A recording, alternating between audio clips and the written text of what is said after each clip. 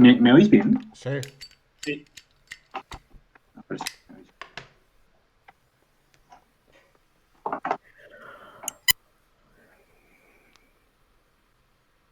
Vale. ¿Quién presentaba? Tú. En broma. Ya.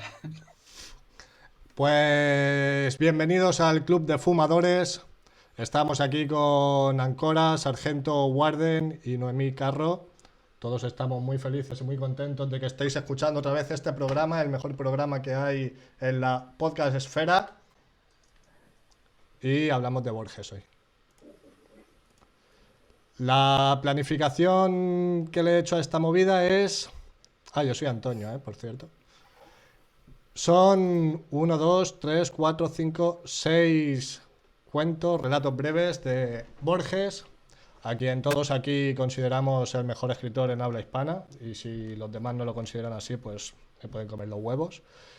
Y son 6 relatos cortos, están puestos por orden de publicación. Pierre Menard, autor del Quijote, Las ruinas circulares, 3 versiones de Judas, El inmortal, Deutsche Requiem y Utopía de un hombre que está cansado.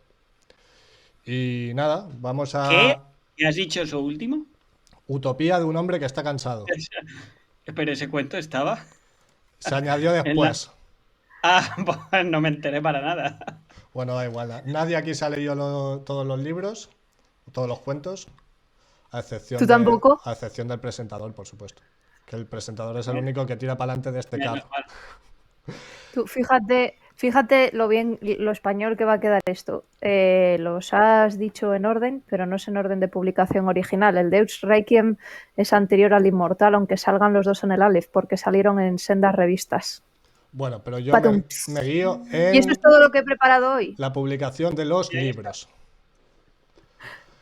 Vale. Lo que quería decir también al que lo vaya a escuchar, que son relatos breves, o sea que a lo mejor si quieren entender lo que vamos a hablar a partir de ellos, pueden buscarlos, están todos en PDF por internet, pueden leerlos ahí y luego escuchar el podcast, o pueden escuchar el podcast directamente, lo que les salga de los huevos. Y nada, tengo aquí apuntados algunas ideas generales sobre en cada uno de los cuentos. Y luego aparte, si aparte de las que yo tengo apuntadas os apetece comentar algo, pues lo añadís vosotros. Sí. Podríamos comentar otro cuento que yo me sé, pero ¿Cuál? uno no, el El que soborno, dijo que creo era que se inferior. llama. Ese que es inferior a los demás. Sí, ese. Hijo ¿qué? Bueno, pues empezamos con Pierre Menard, autor del Quijote. ¿Esto lo habéis leído todos? Sí. Pues para no hacer yo todas las explicaciones, que empiece Ancora explicando, por ejemplo, de qué va este. No se te oye. Tienes el micro, audio parado. Mira a ver si tienes el micro enchufado y todo el rollo. Ahora parece que... ¿Me oyes ahora? Sí. Vale. Digo que Borges básicamente nos habla de un autor imaginario que se llama Pierre Menard y básicamente la empresa intelectual en la que se aventura este hombre es pues la imposible empresa de escribir el Quijote sin ser Cervantes. Esto es, escribir el Quijote tal cual. Bueno, lo había leído, ¿no? Pues se lo había olvidado con los años y tal, y él aspiraba a... Pues en un principio se enfrenta a la empresa desde la perspectiva de voy a intentar asimilar la propia vida de Cervantes para que se me ocurran a mí las mismas ideas que a él y en última instancia acabe produciendo la misma obra intelectual, pero luego eso le parece demasiado sencillo, que bueno, ya evidentemente implica, pues, por ejemplo, olvidarse de 3 siglos de historia que le separan de Cervantes, o no sé si llega a apuntarse a la Armada o algo por el estilo, y decide que, pues eso, que eso es moco de pavo, así que es mejor, o por lo menos más un reto mayor y más interesante, escribir el Quijote no como Cervantes, sino como Pierre Menard, que es él. Y básicamente, pues eso, Borges nos habla de cómo afronta la empresa este hombre. Muy bien. Has aprobado. Has aprobado. Se nos oye a los demás a través de tu micro. Tendrías que enchufar unos cascos o algo para que no se cuele. Vale, a ver. Voy a intentar desenchufar el micro, a ver qué tal. Vale. ¿Qué tal ahora? Bien. Vale. Perfecto. Nada, yo sobre este tenía apuntado 2 puntos. El primero sería la relación que hay entre la historia personal de un autor y el contenido que crea, la obra que crea, pero no tenía apuntado nada más, es decir, como ideas al aire. Mm. ¿Creéis A que mí, hay yo una, tengo una apuntado aquí relación, una relación tocha entre la historia personal de un autor y su obra? Sí, Hombre, es que lo sí, contrario sería creación ex nihilo. sí, claro, o sea, como que no queda otra, ¿no? Sí, pero bueno, por si hay algún desarrollo adicional por ahí. Bueno, a ver, es interesante desde el ángulo en el que lo afronta él, ¿no? De voy a intentar asimilar las experiencias vitales de Cervantes, que evidentemente no lo vas a conseguir porque Cervantes, pues bueno, no sabía, o por lo menos no estaba haciendo algún esfuerzo para ser Cervantes, ¿no? O sea, simplemente la vida le sucedía, mientras que Pirmenal está haciendo esfuerzos activos para, primero, ser Cervantes y, segundo, olvidarse de que está haciendo esfuerzos activos, porque si se acordase, no le saldría la misma obra, le saldría la obra de alguien que intenta ser Cervantes y no la de Cervantes. Sí, tienes que enchufar el micro. Si O eso, acercártelo. no, mira, si eso, cuando hables enchufas el micro bueno y cuando no estés hablando lo quitas para que no se cuele el audio. Aunque lo suyo sería usar unos cascos. Ya. No sé si va a poder ser. Venga, dale.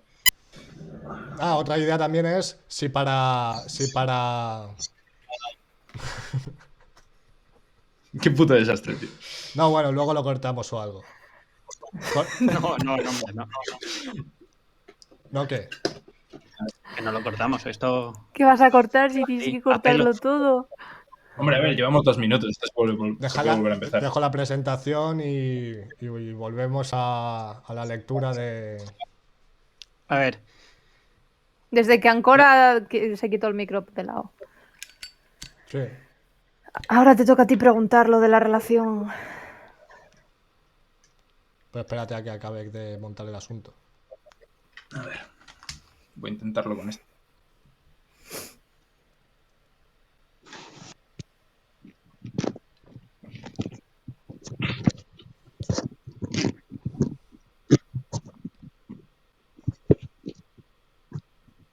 A ver, ¿me oís? Sí. Sí. Vale, perfecto. ¿Se me oye bien? Sí, todo bien. Vale. Pues lo dejamos cuando ha explicado de qué iba el cuento y nada. Y Que lo seguimos desde contrario aquí. sería ex nihilo. Y luego hubo ahí un silencio y está guay para cortar. Vale. Y corten. Bueno, pero aparte de lo de la creación ex nihilo, también hay una historia ahí de conocer la vida del autor antes de leer la obra o conocer más o menos su vida para intentar entender mejor la obra, si eso es importante o no.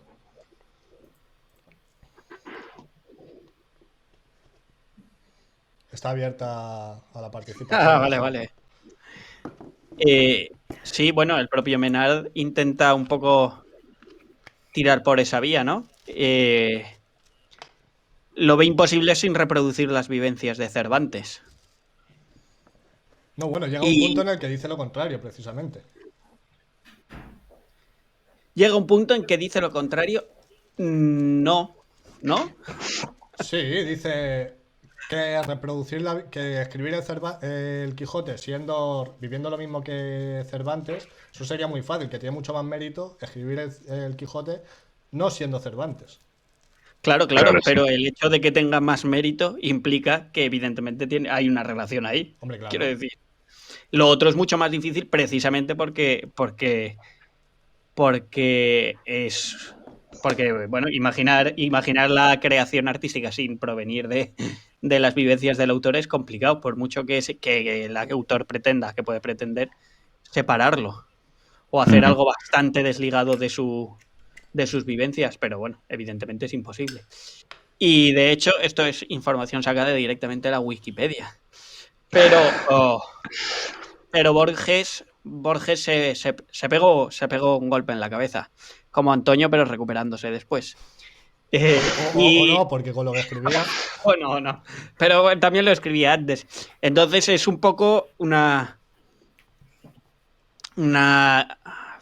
invención en el sentido de ¿Y si después de pegarme en la cabeza no soy la misma persona? ¿Y si algo ha cambiado? ¿Y si,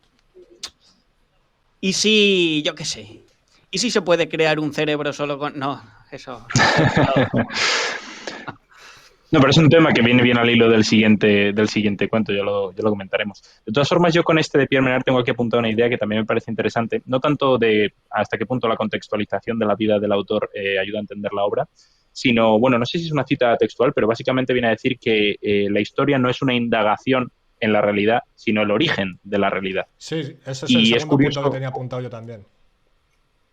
es curioso cómo lo interpreta, ¿no? Porque de alguna manera eso, lo que yo decía antes, cuando lo hemos tenido que cortar, que él en ningún momento pretende literalmente ser Cervantes, porque sería una empresa imposible, sino que pretende convencerse a sí mismo, o por lo menos experimentar lo que Cervantes percibía, sabiendo que él no es Cervantes, pero al percibir la realidad a través de los ojos de Cervantes, él espera que, aun no siendo él el sujeto de las historias que está experimentando, de alguna manera pasar a habitar una realidad que sea paralela a la de Cervantes, ¿no? Yo de ese fragmento mm, lo asocio con una especie de posmodernismo antes del posmodernismo. Me parece que es un cacho muy posmo, porque mira, a ver, lo que lo que hace aquí Borges es citar un cacho del Quijote original y luego compararlo con el mismo cacho del Quijote escrito por Menard. Pero es exactamente lo mismo, palabra por palabra. Es justo lo Sí, no, mismo. eso sí. La verdad, cuya madre es la historia, émula del tiempo, depósito de las acciones, testigo de lo pasado, ejemplo y aviso de lo presente, advertencia de lo porvenir. Y lo El pone. otro día lo compartía un tuitero, Sí, ese fragmento. súper bueno el meme ese. Y las dos veces que lo pone Borges son exactamente lo mismo. Y dice sobre el que escribe Cervantes. Redactada en el siglo XVII, redactada por el ingenio lego Cervantes, esa enumeración es un mero elogio retórico de la historia. Menard, en cambio, escribe, cita otra vez lo mismo y dice, la historia, madre de la verdad. La idea es asombrosa, pero es lo puto mismo. Pero Es algo es verdad que maravilla. Pero antes ha exacto. dicho... Pero ahí está el rollo posmo, porque dice, claro, es que ahora ya estamos en una época en que la historia se entiende como una búsqueda de la verdad a través de los documentos y demás. No puedes plantearlo al revés ahora, pero entonces sí. Entonces hay un rollo ahí que me mola mucho de...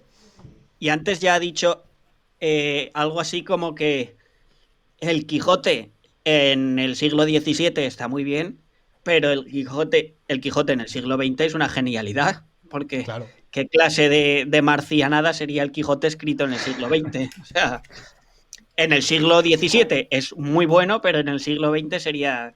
Este hombre está demente. Por eso el mismo fragmento no es igual en el siglo XX que en 1600.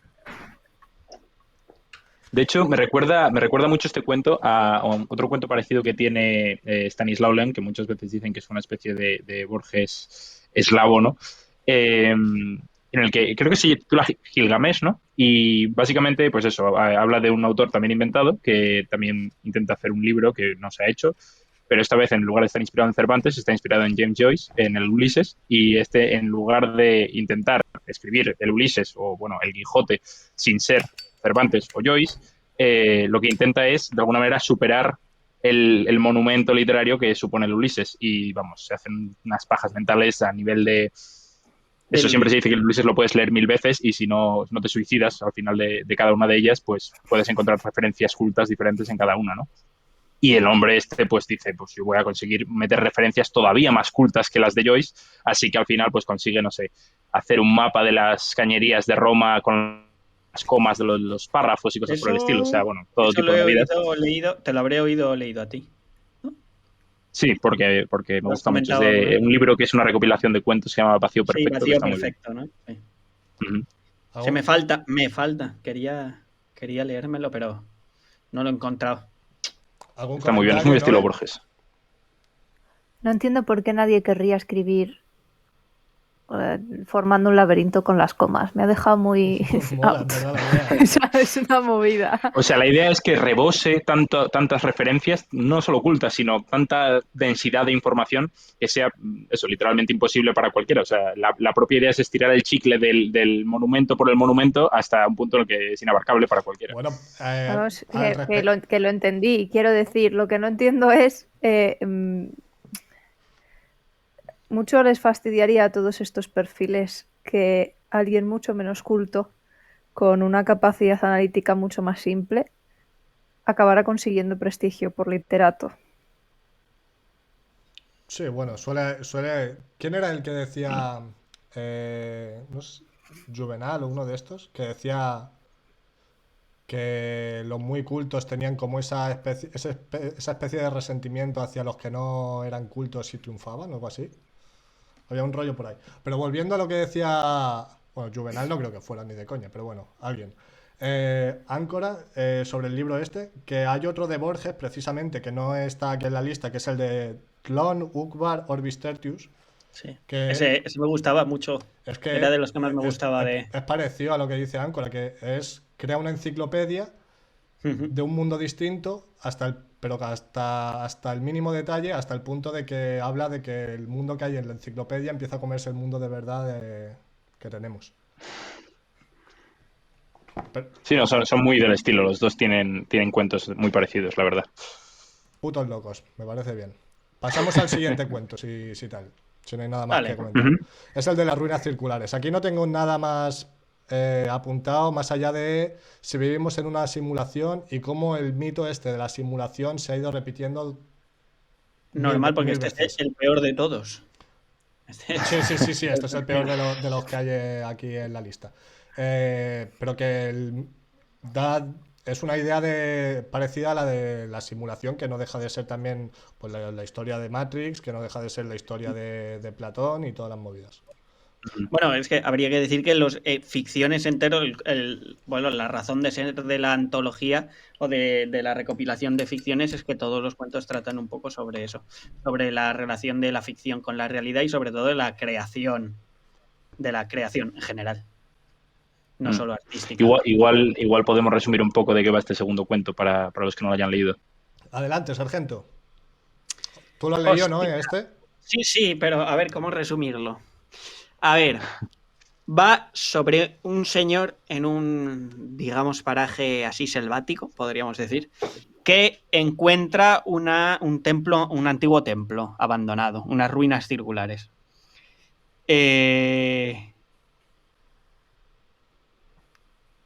El caso es que el hombre está empeñado en crear un ser humano, en crear una persona. Y a ver cómo lo explico. Y creo que lo empieza a hacer a través de los sueños, ¿no? O Sí. sea, su intención es ir soñando y de hecho se obliga a dormir el máximo número de horas posibles al día, ir soñando el hombre entero. Poco a poco va soñando un día una porción muy pequeña del hombre, otro día una porción un poco más grande, luego va soñando más.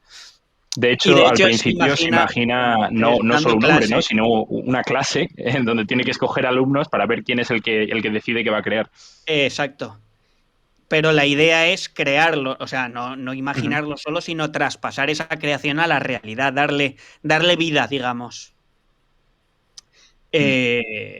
Ya, ¿no? Sí, bueno, Quiero decir, al Sí, bueno, lo final. siguiente ya es spoiler. O contamos sea, realmente la idea es eso, de la imaginación a la exacto, realidad. contamos el final o no. El final igual es lo más interesante, pero a Bueno, cambio lo destruiríamos. Claro. Bueno, pero da igual, ya hemos avisado de que quien se lo quiera leer A que ver, se es lo un, lea. es un cuento de 4 Vale. páginas, ¿eh? Es un spoiler que no te arruina mucho. Bueno, el caso es que al final el hombre lo consigue, pero en este proceso de creación se desvela que el fuego es incapaz de dañar a ese ser imaginado y traído a la vida.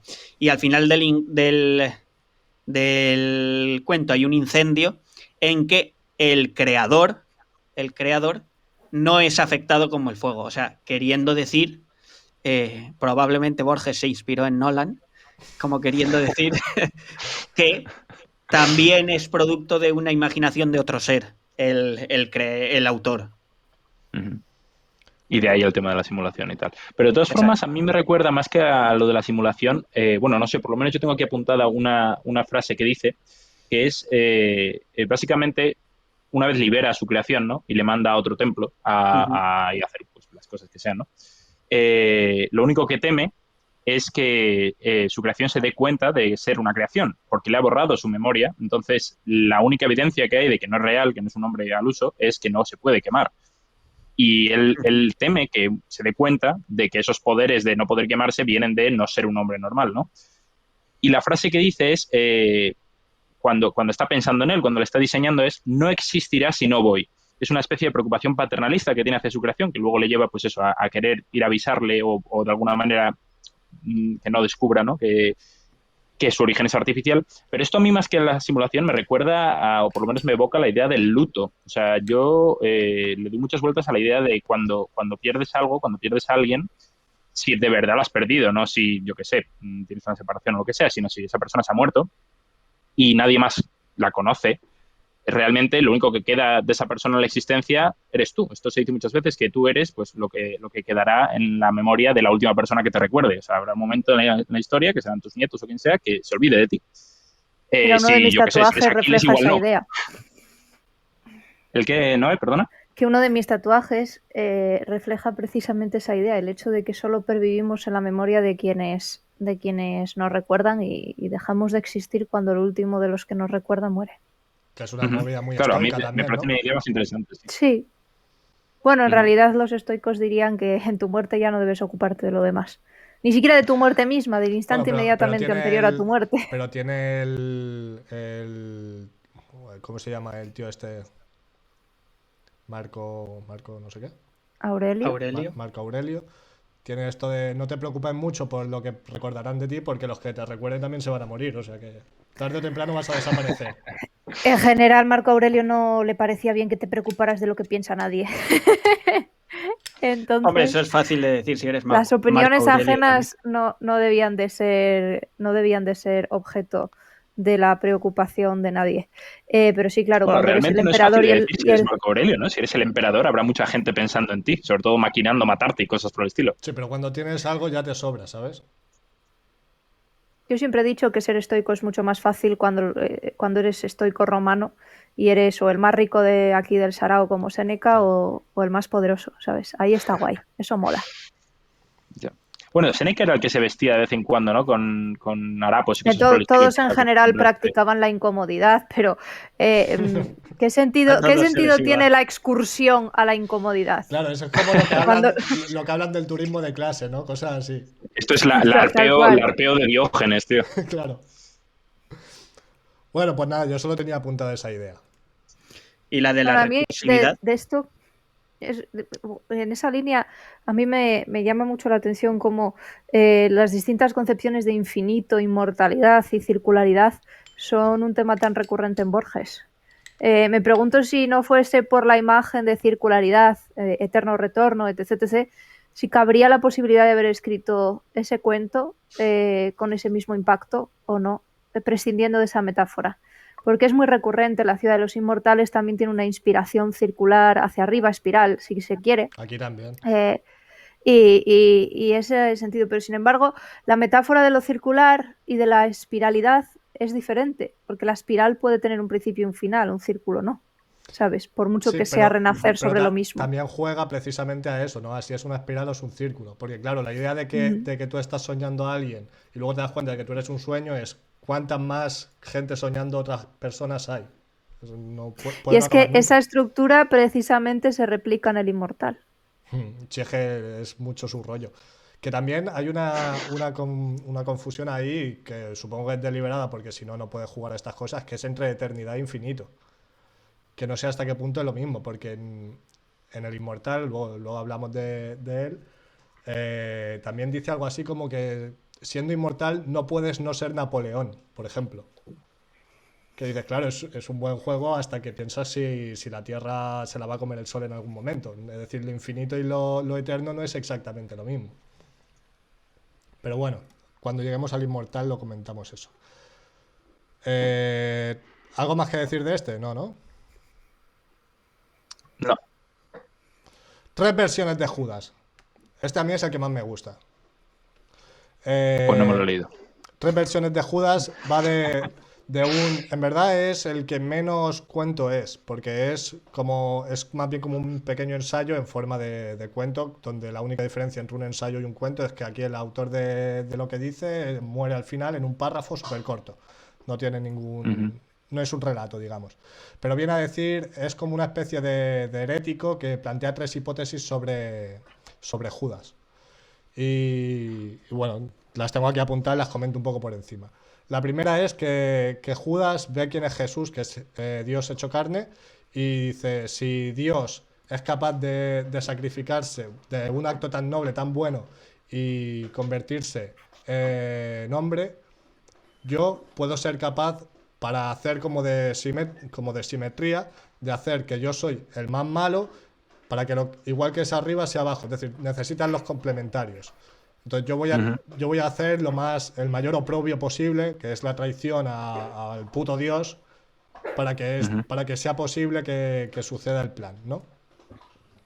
La segunda hipótesis es que Judas hace lo que hace como una asceta, pero que en vez de mortificar su carne, mortifica su espíritu. Que creo que esto lo dice literalmente. Entonces, cree que la bondad es algo solo propio de Dios, que no es propia para el hombre, y entonces se sacrifica de esa forma. Y entonces acude a la traición, que dice que es el único pecado que no lleva asociada a ninguna virtud. Que eso también me parece un apunte que estaría bien comentar. Y la tercera hipótesis, que es la que más me gusta a mí con diferencia, es que Dios no se hizo carne en Jesús, sino en Judas. Que se hizo Es decir, no solo bajó a que lo juzgaran por los pecados, sino a cometer el mayor pecado posible. Entonces luego ya se flipa un poco y habla de que eso es una idea que Dios quiere que pase desapercibida, que Él la ha descubierto y entonces nadie le hace ni puto caso, precisamente porque ese es el plan de Dios. Pero vaya, yo recomiendo mucho ese libro, ese cuento, a mí me flipa. No sé si lo habéis leído. Sí. Me ha llamado la nos vas atención a que me has hablar. dicho de que la traición es el único pecado que no lleva asociado a una virtud. ¿Qué pecado lleva asociado a una virtud? Todos los 7 pecados capitales están asociados cada uno No, a pero una quiero de decir, o las 7 sea, virtudes. si yo qué sé, si tú mientes, ¿qué virtud hay asociada a mentir? O a matar. En el cuento viene a decir algo así, es que lo podría buscar, pero viene a decir algo así como que, por ejemplo, la lujuria tiene asociada la ternura, por ejemplo. Es decir, que tienen una justificación, digamos. Ya. A ver si lo encuentro un momento. Mira, aquí. Maravilloso momento del perro bebiendo. En el adulterio suelen participar la ternura y la abnegación, en el homicidio el coraje, en las profanaciones y la blasfemia cierto fulgor satánico. Judas eligió aquellas culpas no visitadas por ninguna virtud, el abuso de confianza y la delación. Que en verdad, si te paras a pensarlo, no hay... ¿Qué justificación hay para la traición o el abuso de confianza? Hombre, Pues hombre, parece justificación hay, que pero lo Borges que no eligió hay el coraje, es... ¿no? ¿Qué? El desamor. O el desamor. Pero eso no son Digo que parece justificaciones. no, digo, él parece que sugiere el coraje, ¿no? Si, por ejemplo, en la primera justificación está hablando de simetría con Dios, pues tienes que tener coraje para ser el que ejecuta el mal para balancear el bien, ¿no? Sí, bueno, eso en el caso de Judas, pero en general para la traición lo que quiere decir es que no es tanto justificación que pregunta Antonio, sino las virtudes que van asociadas. O sea, igual que en el homicidio Borges dice que se requiere un acto de coraje, porque al final matar a alguien requiere pues cierta valentía. No todo el mundo es capaz de matar a alguien. O en el adulterio, pues es un pecado, pero requiere amar a otra persona. La traición no tiene ningún rasgo de virtud. No quiere decir que no pueda estar justificado, o que en el caso de Judas lo haga por una razón mayor. Porque es Dios, o porque es una asceta, En el universo, vaya a saber. en el universo cristiano quizá no, pero en el universo griego la amistad y el cultivo de la amistad es un tipo de virtud. Sí, pero Eso me parece interesante porque Borges conoce muy bien esta referencia. Claro, pero eso no es una justificación de la traición, sino un agravante. No, Sí, claro. Si se cultiva. no, porque no, porque en la versión más básica o sea, quiero decir, para que tú traiciones a alguien, tiene que haber siquiera una protoamistad, un sentido de confianza, un sentido de igualdad, de expectativa, ¿sabes? Claro. Entonces, no en una amistad, quiero decir, hay amistades en el sentido griego, hay muchos tipos de amistades. Otra cosa sería a cuáles hay que aspirar. Pero para mí es Sí, pero eso es una previo. condición previa a esa traición. Claro, es previo. No requiere, el acto de traicionar no requiere Claro, ningún tipo de. por ejemplo, No es un acto de amistad. cuando habla de Sí que requiere una amistad, pero. cuando habla de que hay ternura en quien pone los cuernos, habla de que hay ternura con la persona no a la que le pone los cuernos, sino a la otra. Hay un acto de ternura en el acto. En la traición, ¿no? En la traición traicionas Ya. precisamente la amistad esa que se supone que tenía que ser fuerte. O sea, yo iba a hablar del ejemplo de, yo que sé, imagínate un responsable nazi en un campo de concentración que traiciona a sus superiores y a su credo para salvar la vida de algún preso. Sí, pero es Ahí que estaríamos hablando de ternuras. Pero del preso, eso ¿no? ya son casos particulares. Es decir, sí, claro, puede haber una traición en el que la razón sí que puede ser virtuosa, digamos. no, y que incluso Aunque en no ese lo caso- llamamos traición y que luego, pero. en ese caso es que claro, tampoco hay como una especie de conexión entre las dos partes. Hay como una especie de obediencia, pero no hay una conexión entre dos espíritus, digamos, entre comillas. No es lo mismo que Sí, que por traicionar eso una no le amistad. llamamos traición, en realidad, normalmente. Bueno, la razón por la que no lo llamamos traición es porque cuando nos favorece a nosotros no lo llamamos traición, pero en general no se entiende como traición cuando alguien, como por ejemplo un nazi, pues que traicionase a Hitler, no porque, como dice Antonio, es obediencia lo que debe Claro, o lo que debería a sus superiores, no necesariamente lealtad, porque la lealtad no nace de que te obligue el gobierno, obviamente.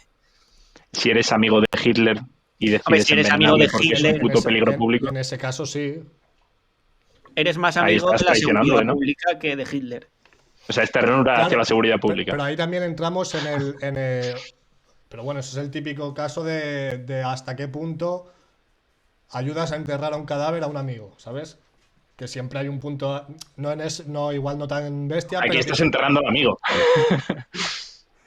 no, pero me refiero hasta qué punto apoyas a alguien porque es tu amigo cuando está haciendo algo poco ético o Ya. Ya. pues ahí está la tensión entre la traición y lo otro, pero sí, podría estar justificada. A nivel social sí, a nivel personal no creo que tenga ninguna virtud asociada. No, y bueno, exacto, que una cosa es que un caso particular de traición pueda tenerlo, pero en general la traición no tiene per se asociada ninguna virtud. Porque lo que me gusta del libro es que las tres versiones de Judas son la primera, se viene arriba el hereje en cuestión y dice, bueno, pues Judas tal, ¿cuál era la primera? Que Judas era como La de la simetría con esta de los Dios. opuestos, ¿no? Que Sí. estaba Antonio muy pesado estos últimos meses con la simetría de los opuestos. Que viene a ser Anakin Skywalker, a traer el equilibrio de la fuerza. Y le caen palos al hereje y dice, bueno, no, que me lo he pensado, no es eso. Judas es una asceta. Entonces se sacrifica, hace el sacrificio más grande, porque los ascetas normalmente no sacrifican más bien físicamente, pero este es un sacrificio que perdurará por toda la eternidad. Claro. Exacto. Y luego se ve que se lo piensa y dice, no, me vengo arriba. Y dice que Judas no era ni asceta ni no sé qué, era Dios. Bueno, Me flipa, lo normal es que acabaría con el crucificado o algo así, boca abajo. Con el señor. Con Niels Runeberg. La verdad es que lo leí hace tiempo y ya no me acuerdo exactamente de cuál es la justificación que da para que Dios sea Judas. Pero viene a ser algo así como eso, ¿no? De que ya que va a morir por los pecados, pues hacerlo con el mayor pecado concebible, que es... No, y que ya que va a ser hombre hasta las últimas consecuencias, que es pecar. Sí, también es verdad, sí. Voy a ser hombre con todas las debilidades de la carne y del espíritu, voy a pecar. Hostia, sí, no me acordaba De hecho, eso es una de las cosas que se le critica, ¿no? A la idea esta de la ¿cómo es? No la omnipotencia, la omniconsciencia de Dios, ¿no? La idea de que Dios lo sabe todo, La pero luego hay omnisciencia. cosas que, bueno, La tú puedes... omnisciencia. Omnisciencia, eso, no la omniconsciencia. La omnisciencia, ¿no? Que conoces todo, pero no, para conocer todo no solo tienes que saber qué es o por qué es o cómo funciona, sino que también tienes que sentir cómo se siente. Yo qué sé, tú puedes saber las fundaciones neuroquímicas del odio, pero hay una parte de lo que es el odio que es lo que se siente al odiar. Y si tú no odias, aunque te leas la receta del odio, digamos, no sabes todo lo que hay que saber sobre el odio. Entonces, para saberlo y para saber lo que son los pecados, Dios tiene que experimentarlos, ¿no? Pues si no, hay Sí. una parte de ellos que se pierde. Es que si la naturaleza del hombre es pecar y te haces hombre, tienes que pecar. Si no, Claro. no te has hecho hombre. Pero claro, si pecas ya no eres perfecto. Leo los cachitos, claro, pero es que de eso se trata, de ser hombre, ¿no? Ujú. Leo el cachito que da cuenta de esto. Afirmar que fue hombre y que fue incapaz de pecado encierra contradicción. Los atributos de impecabilitas y de humanitas no son compatibles. Hay un cacho más y dice: Dios totalmente se hizo hombre, pero hombre hasta la infamia. Hombre hasta la reprobación y el abismo. Para salvarnos pudo elegir cualquiera de los destinos que traman la perpleja red de la historia. Pudo ser Alejandro, Pitágoras o Rúrico Jesús. Eligió un ínfimo destino. Fue Judas. Pues la idea esa no me acordaba. Me la ha recordado el sargento de claro, que para ser hombre tienes que ser el mayor pecador. Y qué mayor pecador que el que se supone que traiciona al que en teoría es Dios. Que es un juego también un poco complicado, ¿no? Se le ocurrió bien a Dios. Entonces, ¿quién A es los Jesús? guionistas de 30 monedas también. Si Judas es la encarnación de Dios, ¿quién es Jesús? También Un señor que pasaba Exacto, por es allí. realmente dice una algo farsa, sobre ¿no? No es el mayor crimen posible, porque no es Dios al que estás matando o traicionando. Pero la gente cree que sí. Y de hecho en el cuento dice que esta última versión que escribe no se vende en ningún lado porque tiene que permanecer oculto el hecho de que Judas sea Dios, porque si no, no tiene sentido lo que ha hecho. Claro, pero digo, conceptualmente el mayor pecado posible sería de verdad traicionar a Dios. Y si Dios es Judas, pues traicionar a Judas. Pero si haces una farsa de traicionas a alguien que es, pues eso, el que hace el papel de Dios, pero realmente no lo es, pues bueno, es pecador en tanto que farsante, pero Sí, no pero tanto se de da por traicionar hecho, a Dios. se da por hecho que realmente Dios se convirtió en hombre para limpiar los pecados del hombre. Y una cosa es cómo cree la gente que hizo eso y otra cómo la hizo de verdad. Porque hay que limpiar los pecados del hombre si es su propia naturaleza. Es un hombre distinto antes o después. Eso ya invitamos un día a Neoreaccionario para que lo responda. Porque... No, pero habría que saber antes dónde están los intelectuales cristianos para poder invitar a uno. A Mariona Gumper podemos invitar, seguro que viene. Están todos muertos. Mariona Hombre, no, no. pobrecita. Bueno, ¿algo más que comentar sobre este tema? No. Pues nada, Noel, cuéntanos sobre de qué va El Inmortal. Bueno, el Inmortal es el cuento que abre el Aleph, que es una de las obras más conocidas de aquí, el amigo. Y es un cuento que se escribe en el 47, y, si no me equivoco, y se publica compilado en el Aleph un par de añitos después. Es una metanarración y alterna 3 narradores, más o menos. Es un cuento cortito también, de más o menos, bueno, la duración, la longitud estándar. Y los 3 narradores que alterna son uno que presenta el libro que contiene la historia que nos ocupa, que es el del principio, y habla de que una princesa en un anticuario regido por Cartáfilus, que es un nombre maravilloso para ser anticuario, busca un manuscrito, un ejemplar de la Ilíada de Pope, que no es un libro. La Ilíada de Pope es una versión de la Ilíada que hizo Pope, ¿no? Entonces, eso también nos da pistas de lo que va a venir después. El manuscrito original, Spoiler. que por cierto, dime. Nada. ¿Vas a hacer un spoiler? Te reviento. No, tú has hecho. El grueso del cuento está narrado por un tribuno romano, que es Marco Flaminio Rufo, y que está en búsqueda de la ciudad de los inmortales y cómo se transforma él mismo en inmortal y cómo se encuentra durante ese camino a alguien que primero no sabe quién es y piensa, bueno, de hecho se define como troglodita, no lo que nosotros entendemos como troglodita, pero alguien que era poco más que un bárbaro, que ni habla ni se comunica, pero le sigue en su camino. Y al quien intenta enseñar a hablar después de tener la primera experiencia con la ciudad de los inmortales. Él encuentra la ciudad justo después de encontrarse a este pueblo de los trogloditas y beber de las aguas de su río. Cuando encuentra la ciudad le parece todo una paradoja y algo que no tiene sentido ninguno y huye y se va y dice que la experiencia de haber conocido la ciudad completamente vacía y medio derruida le persiguen sus pesadillas. Cuando sale de allí se encuentra a ese troglodita que le había seguido y decide llamarlo Argos, como al Argos de Ulises. Se tira allí un tiempo diciendo, bueno, pues vamos a enseñarle a hablar. Meses, semanas, años y de repente un día escucha a Argos hablar en un griego antiguo precioso y maravilloso, un poco oxidado, pero en griego antiguo, y descubre que es Homero. Entonces la idea es que los trogloditas eran el verdadero pueblo de los inmortales y que a base de beber en el río, aquí Flaminio Rufo se convierte en inmortal también. El principio que te da la inmortalidad es beber las aguas de un río y los inmortales entendieron que si había un río que te daba la inmortalidad, tenía que haber un río en el mundo que te la quitara. Y bueno, dedican su existencia a buscar ese otro río. La parte en la que aquí Flaminio es el narrador termina cuando bebe de uno de los ríos de... ¿Dónde era? De Eritrea, si no me equivoco.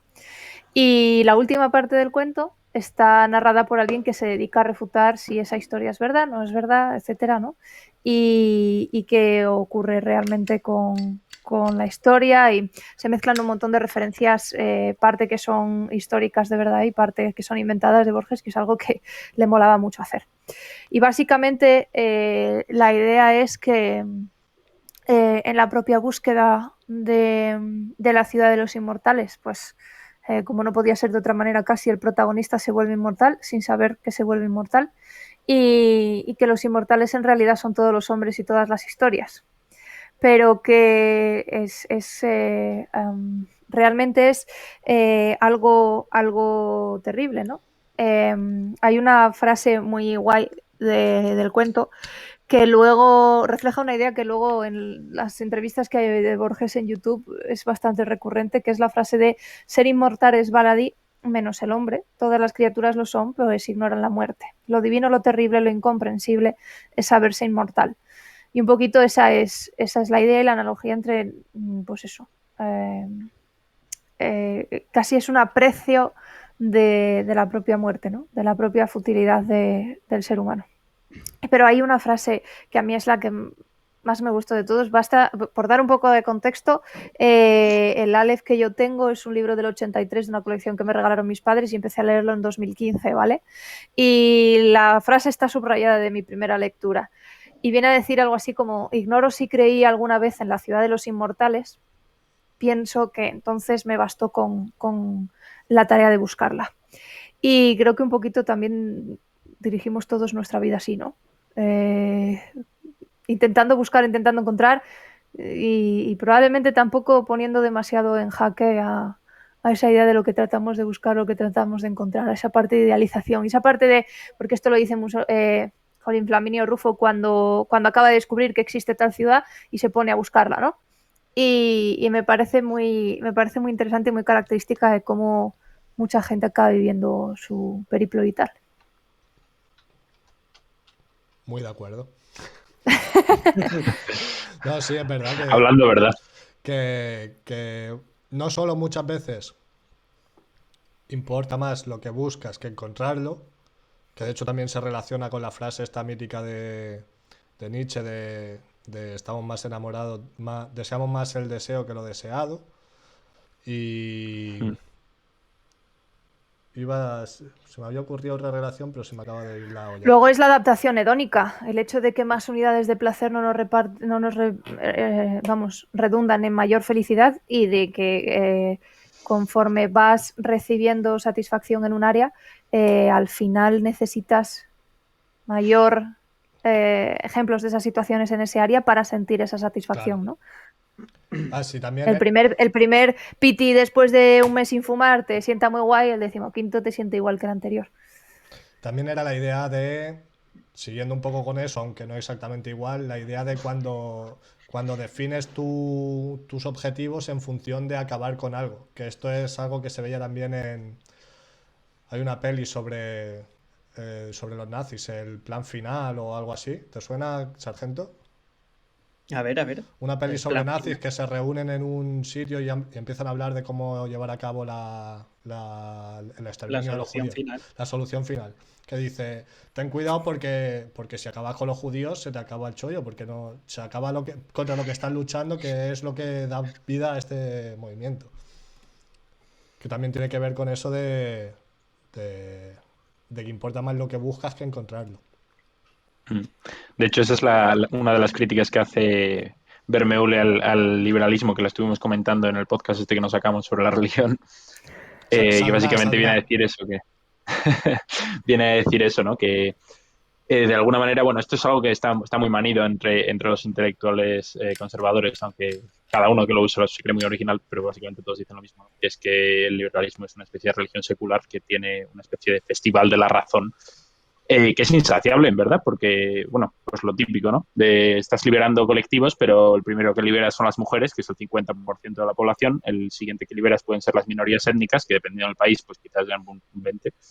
Después tienes las minorías sexuales, que igual son eso, un 2, un 5, pero luego vas reduciendo y reduciendo y llega un momento en el que tú tienes que magnificar el objetivo político que te estás marcando, porque el grupo al que estás enfocado es cada vez más pequeño y más pequeño. Entonces, si te quedas sin audiencia, estás condenado a algún momento llegar bueno, ya hemos conseguido el objetivo y ahora qué hacemos, porque no podemos reducir nuestro movimiento progresista a mantenerlo conquistado, porque eso es lo que haría un conservador. O a magnificar los pequeños o a darle nuevos problemas a los grandes. Que en parte es lo que pasa con el feminismo, ¿no? Hasta cierto punto. Que también hay al final del cuento una postdata bastante chula que es un poco una reflexión sobre la memoria y sobre la literatura, que la leo porque son unas líneas que dice postdata de 1950. Entre los comentarios que ha despertado la publicación anterior, que se refiere a lo de Cartaphilus, dice, el más curioso, ya que no el más urbano, bíblicamente se titula A Coat of Many Colors, Manchester 1948, y es obra de la tenacísima pluma del doctor Nahum Cordovero. Abarca unas 100 páginas, habla de los centones griegos, de los centones de la bueno, bla, bla, bla, bla, bla. Y denuncia en el primer capítulo breves interpolaciones de Plinio, en el segundo de Thomas de Quincy, en el tercero de una epístola de Descartes al embajador, en el cuarto de Bernard Shaw, e infiere de estas intrusiones o hurtos que todo el documento es apócrifo. Joder. A mi entender, la conclusión es inadmisible. Cuando se acerca el fin, escribió Cartaphilus, ya no quedan imágenes del recuerdo, solo quedan palabras desplazadas y mutiladas, palabras de otros. Fue la pobre limosna que le dejaron las horas y los siglos. Que está bastante chula como reflexión en torno a la memoria y a la literatura también. Y a la realidad interpretable, sí, y a la historia interpretable a través, exacto, de los documentos que hablaba Tony antes. Porque normalmente se entiende la memoria muchas veces más como imagen que como palabras. Y añado otra interpretación. Puede ser que no sea cuestión de que sean palabras de otros, sino que, ya que es inmortal, ese señor podría haber sido todas esas personas. Que no sé si habéis visto una película que se llama The Man from Earth. Sí, es súper buena. Bien. Te iba a decir te gustará, pero va un poco sobre un tema parecido. También de un inmortal. ¿O no? Que es un normal, colega. No, pero sí es muy recomendable esa peli. Es la mejor peli de ciencia ficción en relación presupuesto-calidad. ¿Estás de acuerdo? Sí, estoy de acuerdo. Lo que pasa es que no es mucho decir, dado que el presupuesto son 5 personas desconocidas en una habitación. Yo no he dicho mentira. Eso es verdad. Hay Tiene una otra de segunda esas, ¿no? parte De que bajo no he visto. presupuesto y 5 personas en una habitación de ciencia ficción. ¿Cómo se llama esta? La habrás visto también. Es como nórdica, que entra en un bucle cuántico y se van encontrando consigo mismos. ¿No La sabes de cuál digo? Primer, esa. No, creo que empieza por C. No, Coherence, Esa. ¿dices? No, Creo que esta es es una habitación, literalmente. Ujú. Y Bueno, lo en que estas hacen eso, salen de básicamente la es... casa, pero vamos. Claro, pero ahí pasan cosas. O Sí, sea, sí, claro. sabes que es ciencia ficción porque pasan cosas. Aquí no sabes si es ciencia ficción o un señor de Bueno, mente. pues la veré. Son gente hablando. Luego Exacto. hay otra también, que el Sunset Limited, que también es Morgan Freeman y Tommy Lee Jones, ¿es? No es Samuel L. Jackson. Samuel L. Jackson, es que siempre los confundo, son iguales. Tú y la mitad de la Claro, población. son la misma persona. Y nada, están hablando todo el rato. Un nihilista contra un nihilista que se acaba de intentar suicidar, lo ha salvado un cura y nada, están hablando ahí. Está bastante guay también. ¿Algo más que decir sobre el Inmortal? No. No, la verdad es que para el resumen que he hecho no habéis hablado una castaña. Es que yo solo tenía apuntado si valdría la pena ser inmortal, pero claro, es que ya después es como evidente que no, ¿no? El libro creo que deja bien claro que no, ¿no? Claro. Es curioso porque toda la ficción... Pero lo comentaba sobre todo en relación a estos superavances que hay ahora mismo de tecnología y de ciencia, que dice que podríamos llegar a ser inmortales. Pues no sé hasta qué punto eso es interesante para nadie. A los propios inmortales no les molaba la idea. Claro, yo creo que Según toda la cómo nos ficción los imaginamos siempre nosotros, al menos. coincide en que no, ¿no? Según cómo los describe Borges, si les molara la idea, Por ¿para eso, qué por eso. coño querrían, ¿sabes? Beber Claro, de sí, las aguas cuando- del riachuelo de Eritrea? Cuando llega el Marco Flaminus llevan como 1000 años viviendo en agujeros en la Tierra. Y viviendo quiero decir como hibernando. Sí, O sea, no hacen hay nada. uno que de hecho, Sí, y hay un cacho que dice, Después de haberse cargado la ciudad, por cierto. dice, La propia ciudad que tenían. había uno que estaba durmiendo y le creció una flor en la barriga de haber Por la estado- quietud. De la quietud. No, un nido. Le anidó un pájaro en el pecho, sí. Y Qué que bestia. uno se cayó en un agujero y ni siquiera le pasaron agua hasta después de 40 años de haberlo visto. Claro que Pero es- eso venía a reflejar Que no te hace falta la correr. impasibilidad. Claro, Claro, no te la hace falta impasibilidad. correr. Claro. Total. Sí, pero ¿pa' qué? toda la ficción en general coincide en que vaya puta mierda ser inmortal. O sea, los primeros miles de años imagino que de puta madre, ¿no? Una Bueno, pasada. y la mitología griega. Pero luego... Si no, ¿para qué iban a querer los hombres, los Bueno, sí, dioses, incluía ficción en general. experimentar la... La mitología. Hombre, no sé si habrá aquí algún creyente en Zeus y compañía. La Espero que no, mitología se haya ofendido. es toda verdad. Que se sostiene. Sí, a la manera de Borges. Se sostiene esa. A la esa manera idea. de las ficciones. Bueno, Áncora, sobre Duce Requiem. Bueno, pues yo creo que es de los 3 que me he leído el que más me ha gustado, la verdad. muy bueno. Habla de... Hombre, normal, va de nazis. Bueno, muchas gracias. Bueno, Va del- no, es verdad, es verdad. ejecutando. Es verdad.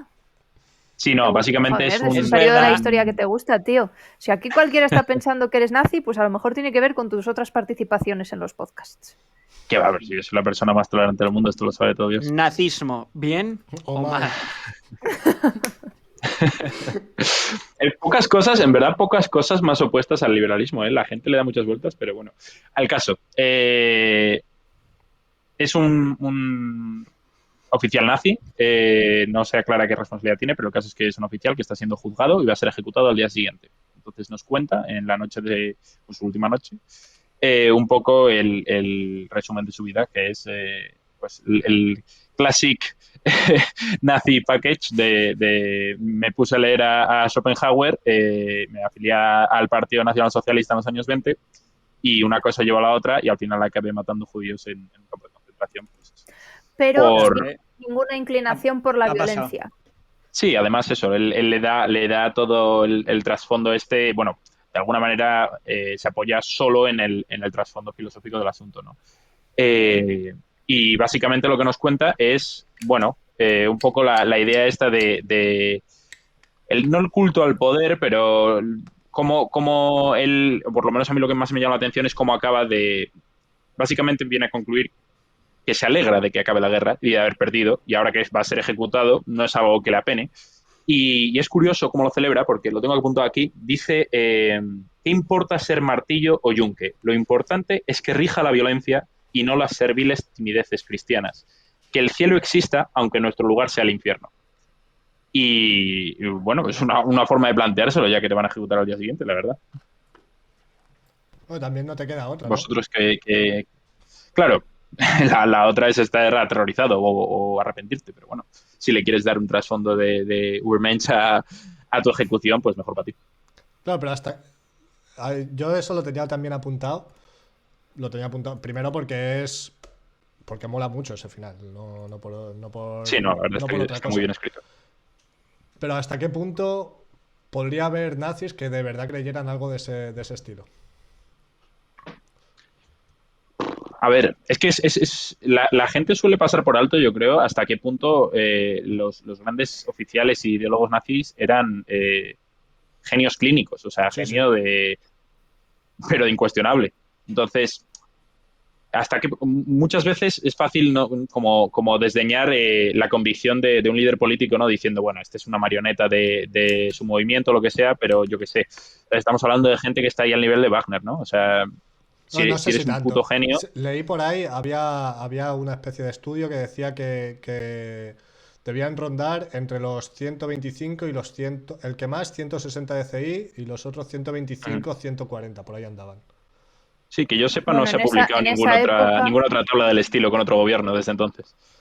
en esa época, También te digo que no creo que los que estén ahora gobernando que estén por debajo de la media, precisamente. Yo creo que son inteligentes, lo que pasa es que Hombre, no, son por supuesto que imbéciles, no. son una basura, pero no. depende, No, por supuesto que no, claro que no, no, eso es seguro. Inteligentes no depende. sé, pero sí que tienen ciertas habilidades bastante desarrolladas. Lo que pasa Eso te iba a que decir. esa globalidad que requiere la inteligencia igual no. Pero Claro. También ahora la- tienes una base más amplia de la que elegir. O sea, Alemania ahora tiene pues sus 80 millones de población, sería pues 20 o 30, ¿no? Pero al mismo tiempo, ahora las grandes mentes, es como con lo que se dice de la Edad Media, ¿no? De que hubo grandes filósofos en la Iglesia. ¿Qué coño iba a hacer un gran filósofo en la Edad Media más que ir a la Iglesia? O sea, normal. Los que hubo en la Iglesia son todos los que hubo. O sea, tienes los que estaban en el mundo musulmán y luego, ¿qué vas a hacer? Pues escribir en tu casa mientras trabajas 14 horas al día y en tu tiempo libre escribes. Evidentemente no, ¿no? Y aparte también, Entonces, claro, en la Alemania nazi, bueno, podría ser el heredero de una empresa, pero básicamente si querías triunfar tenías que meterte a las SS o al Partido Nacional Socialista. sí. Lógicamente, pues eso acababa copado de genio. Bueno, ahí está el Papa también. O sea, el Papa, el anterior, había estado en la aviación nazi porque es que no te quedan más cojones. Pero también es lo que Había visto las juventudes hitlerianas, me parece, o sea, que igual era... sí, eso había No, oído no sé yo. hasta qué punto había intentado medrar, vaya. No sé si eran las juventudes o si. No sé si leí yo por ahí que había llegado a la aviación, pero vaya, sea como sea, que en algún momento. Pues no lo sé, de verdad. En algún momento tienes que entrar al partido si estás en esa situación o huir. Si no, no te queda otra opción. Pero aparte lo que decía Noé, que claro, en aquel momento. Es decir, el efecto Flynn, ¿no? Que cada vez se necesita mayor coeficiente intelectual para estar por encima y todo el rollo. En aquel momento tenía aún más mérito. Era como si ahora tuvieran, yo qué sé, súmale 10 puntos. Claro. Claro. Sí, yo esto lo comenté por Twitter y me parece realmente fascinante. O sea, no es el caso alemán, pero a finales del siglo XIX, en Irlanda, que había 3 millones de habitantes, o sea, nada, esto es 3 veces menos que Andalucía, hubo, ¿quiénes eran? Oscar Wilde, Yeats, Sí. Bernard Sí, Shaw Joyce. y O Joyce. sea, has O dicho sea, al final estamos del hablando 19. de Bueno, sí. 4 escritores ahí al nivel de los mejores de la historia No, de España y en había alguno 400 más. años del tirón. Sí. Bueno, pero eso pasa mucho también en casi todas las ramas, ¿no? Hay genios desperdigados y después hay como generaciones. Hay generaciones en que se agrupan muchos genios en un solo país y en una sola especialidad. Sí, porque también tienen que darse las condiciones No pasa para que solo surja. en Irlanda, claro. En España también, por ejemplo, si coges el siglo de oro, Ya, bueno, pero es que la España una del barbaridad. siglo de oro no era un país que acaba de salir de una hambruna y que estaba en guerra civil con un imperio global. Vale, Era sí, el sí. imperio global. Está claro que en el caso de Irlanda es especialmente importante, pero bueno, en literatura pasa muchas veces que la decadencia lleva a eso. No, Lo pero- raro sería que fueran genios científicos, por ejemplo, Pero sí que hay un ¿sabes? ejemplo parecido. No sé si fue. Es que esto se lo oí, me parece, a Ernesto Castro en algún momento y no lo he vuelto a buscar.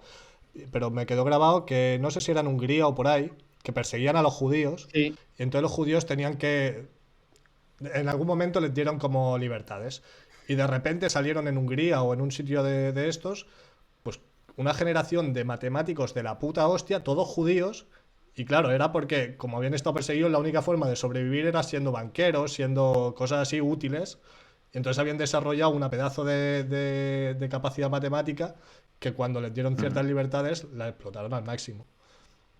Entonces, A ver, también que los askenazíes es como la élite intelectual de las élites sí, intelectuales, ¿no? Entonces, pero claro, a cualquier salida que salieron le des. justo ahí, no salieron en Alemania. Ya, sí. Es decir, que No, depende desde mucho luego del esto interacciona contexto. con las instituciones, está claro. ¿Quieres comentar De hecho, hay algo sobre heredabilidad de inteligencia, judíos y eso, Ancora? Porque igual no han pensado, aunque seas muy hay una nazi, parte que deriva y tienes de la la, opción de... Pues esto me parece. Bueno, espera, voy a dejar hablar a Noé, que la estoy interrumpiendo. No, yo creo que tiene un poco de mi conexión, que hay una parte de estimulación de, de ese talento, de esas condiciones previas. Evidentemente no puedes llegar a esos niveles de CI si no tienes una parte genética y una predisposición tocha, aparte de que habría que ver exactamente cómo se ha medido ese CI.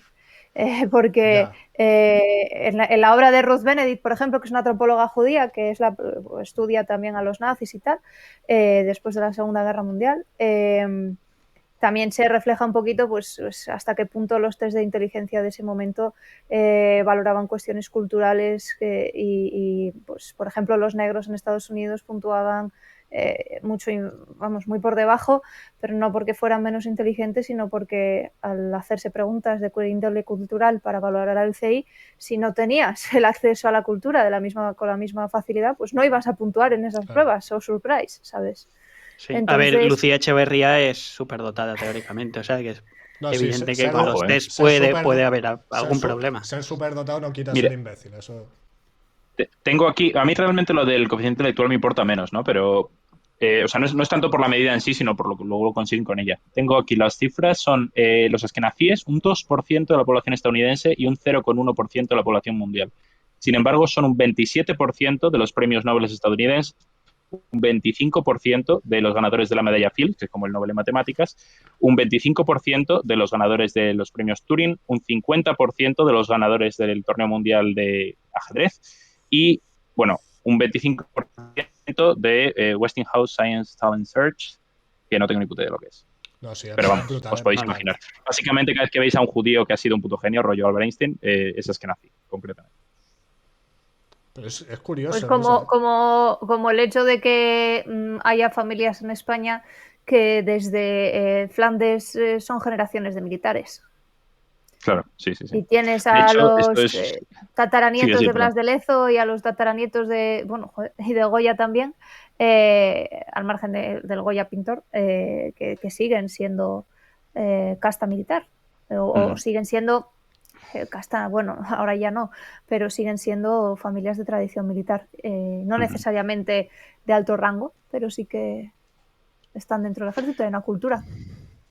Sí, de hecho, eso por si hay que disipar alguna duda sobre mis filias o fobias con el nazismo, yo soy un gran defensor de que uno de los mayores errores históricos de España en la historia fue expulsar a los sefardíes, que eran una élite intelectual que nos quitamos de encima por estúpidos Yo estoy de acuerdo. y porque éramos una república bananera sin ser república. Pues eso, tercermundista y atrasada, cerrada de mente, que nos pasó igual que a Francia, que cuando persiguieron a sus hugonotes lo único que consiguieron es acelerar la revolución industrial y la ilustración en sus países vecinos, que es estúpido, o sea, es pegarte un tiro en el pie.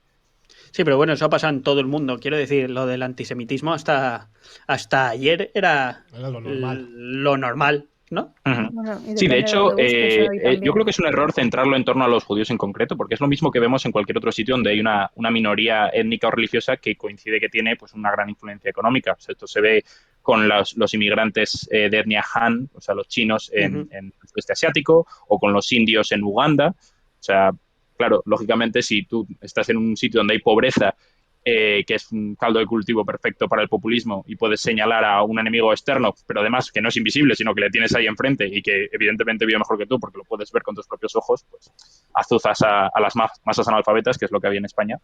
No porque estuviesen en el siglo XVII, sino porque éramos católicos. O sea, si hubiésemos sido protestantes, por lo menos No, habríamos tampoco tenido... hace falta que sean analfabetas, como ya habíamos dicho, ¿no? Los alemanes a También mitad es del cierto, siglo también es XX. cierto. Y de hecho hay que romper una lanza a favor de los católicos en ese sentido, porque los católicos alemanes no apoyaron el nazismo. Hay un par de mapas muy guapos sobre eso, sí. Porcentaje de voto y porcentaje de católico protestante. Sí, sí. Sí, mira que no me gusta el catolicismo, pero eso se lo reconozco. Católicos protestantes. No, que es un mapa en el que divide católicos y protestantes por Vale, región. vale. Y entonces Joder, compara no, con no la... digo, no me entero. Ujú. De hecho, es parecido a lo que se ve hoy en día entre católicos y protestantes, por ejemplo, en Polonia, ¿no? De los que eran parte de la antigua Prusia votan liberal, votan europeísta, y los que son parte de la, digamos, la Europa del Este dura votan reaccionario. Bueno, reaccionario, vaya. Un poquito más a la Reaccionario derecha en que el resto de Polonia Europa. es. Reaccionario en Polonia es ya otra clase de reaccionario. Ahora que están condenando a los historiadores, ¿no? Por sugerir que igual algún polaco ayudó a los nazis. ¿Sabes? Igual. A ponerle el café. Tengo Siquiera. entendido que es que había también una diferencia militar brutal, que iban con tanques, iban los otros con una caballería del siglo XIX prácticamente. Sí, eso. No se supone que la última carga de caballería fue polaca o no sé qué, contra tanques. Bueno, no sé. Seguro que estoy metiendo la pata. No, pero me Pero suena sí, algo así sí. a mí A también. ver, yo creo que el ejército polaco sigue siendo. Pues Sigue hombre, siendo tiene regular, todos ¿no? los motivos del mundo para no preocuparse mucho por su ejército. Oh, yo quería comentar De hecho, estará hasta el culo de bases sotanistas, de todas formas. Y sí, mira. La más famosa, la de los lanceros polacos, llamada Brigada Pomerania, fue aplastada por los Panzer nazis. La última Buah, carga qué de épico, chaval. caballería en la guerra la realizó el regimiento Saboya en Rusia en 1942. Tengo que romper una lanza también a favor, porque hay que tener muchos cojones para cargar contra un Panzer en un caballo, quiero decir. Sí, sí. Ah, Esta es la bueno, típica cojones, no escena sé por qué. del último samurái cuando van con los También. caballos contra la ametralladora, que es a suicidarse. Pero claro, ahí tienes Pero la ametralladora te puede no dar. O sea, el tanque. Ya, sí, ¿no? Vale, imagínate que no Un tanque es dispara. claramente peor. Llegas allí, ¿qué haces? ¿Qué haces? Sí. Bueno, Quería leer un cacho que es el siguiente. La batalla y la gloria son facilidades. Un par de movidas. El ejercicio de ese cargo, recordemos que está a cargo de un campo de exterminio, ¿eh? El ejercicio de ese cargo no me fue grato, pero no pequé nunca de negligencia. El cobarde se prueba entre las espadas. El misericordioso, el piadoso, busca el examen de las cárceles y del dolor ajeno. El nazismo intrínsecamente es un hecho moral. Un despojarse del viejo hombre que está viciado para vestir el nuevo. En la batalla esa mutación es común, entre el clamor de los capitanes y el vocerío. No así en un torpe calabozo donde nos tienta con antiguas ternuras la insidiosa piedad. No en vano escribo esa palabra. La piedad por el hombre superior es el último pecado de Zaratustra. La idea de... Dos ideas aquí. La idea de eliminar la piedad como algo propio del hombre, que bebe mucho también de toda la tradición nietzscheana manipulada por el nazismo. Y aparte la idea de la industrialización de la matanza, que es algo que se comenta mucho sobre el tema del nazismo, pero que me sigue flipando a mí, cómo se llegó a hacer, pues como hay la industria cárnica, lo mismo con los judíos. Es algo muy bestia. sí. Hay, no sé si lo habéis leído, un libro de Primo Levi que se llama Si esto es un hombre. Bueno, Primo Levi era un partisano italiano que fue detenido y llevado a un campo de concentración, porque era judío, además, de italiano. Y bueno, cuando salió narra un poco lo que fue sus vivencias, vamos. Y el caso es que una de las partes que más acojona de ese del libro es al principio, cuando narra cómo los descargan de los trenes y los apalean con las culatas, que viene a decir algo así como, bueno, lo digo de memoria, algo como nos pegaban sin odio, ¿no? Que Ya. es un poco inconcebible cómo puedes pegarle a alguien con saña, pero sin, o sea, sin odio, quiero decir. ¿Por qué? ¿Por qué les arreaban? ¿Por qué nos están pegando? ¿Por qué nos están apaleando aquí?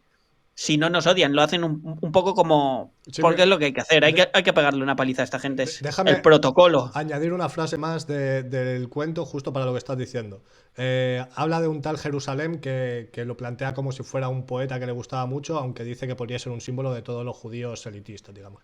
Dice, ignoro si Jerusalén comprendió que si yo lo destruí, fue para destruir mi piedad. Es decir, como convertir al hombre en un medio para destruir tu piedad, pero a través de matarlo, no de instrumentalizarlo, sino de... Sí, sí. Muy bestia esa idea. De todas formas, no sé hasta qué punto tiene razón cuando, o sea, mola mucho el final de cómo lo vende, de, bueno, hemos ganado aunque perdamos, porque aunque sea Alemania la que tenga que pagar el plato roto, será a través de la violencia y no de los medios remilgados que nosotros estábamos combatiendo, ¿no? Con lo cual, aunque esa violencia se nos aplique a nosotros, al menos, pues eso, caeremos por nuestros propios medios.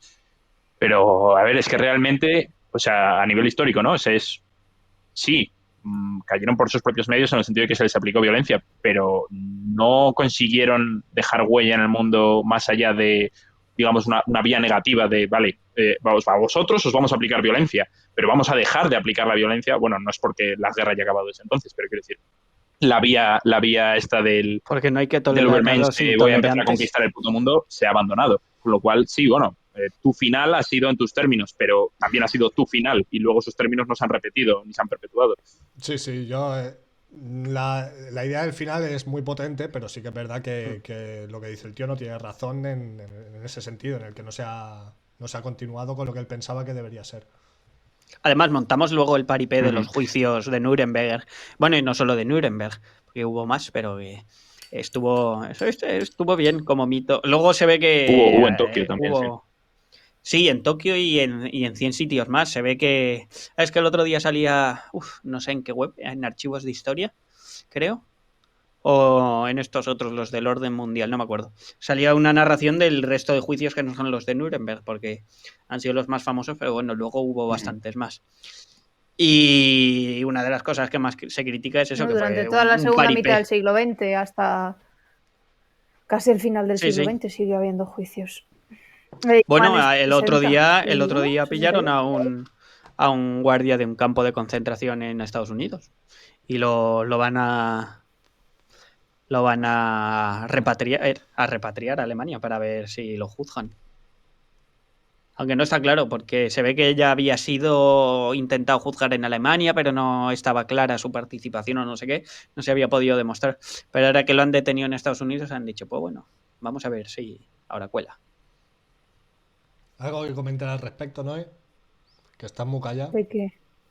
¿Sobre qué exactamente? Sobre el cuento, cualquier cosa que hayamos comentado. Mira, a mí me divierte muchísimo que haya una lectura de Schopenhauer, que era un misántropo de manual, que te lleve a pensar que a ti no te hubiera odiado, ¿sabes? Que tú eres el superhombre de Nietzsche y que puedes llevar al resto de hombres pues eso, a serlo, ¿sabes? Me parece brillante y maravilloso y tremendamente ególatra. Entonces, cada vez que veo, pues eso, el manual, ¿no? Ese que decía Ancora de el 3-2-1 del nazi que empieza leyendo a Schopenhauer y ya, si encima le añades a Brahms, que en Deutsch Requiem sale también la afición del protagonista por Brahms, pues tírale para adelante, ¿sabes? Y ya está. Sobre la misotropía de Schopenhauer, el otro día leí una anécdota que era buenísima. Era una carta que le escribió su madre que venía a decir, bueno, sí, lo voy a contar yo.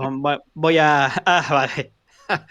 Digo la esencia, o sea, no me acuerdo cómo era la carta literalmente, pero la esencia es, Arturo, sí, por favor, si Si vienes cuando hay invitados, no nos des la tabarra con tu pesimismo, por favor. Por favor, ¿eh? Uy, mira, Cállate, eso lo he siéntate en vivido un yo. rincón. No con el pesimismo, pero ¿por qué no estás más calladina? Es que yo me imagino el desequilibrio que tenía que haber. Tú imagínate, porque ahora más o menos te mueves en círculos similares, ¿no? O sea, si tú eres, yo qué sé, un catedrático, pues seguramente no es que vas a estar casado con otro académico, pero vamos, vas a tener amigos o media.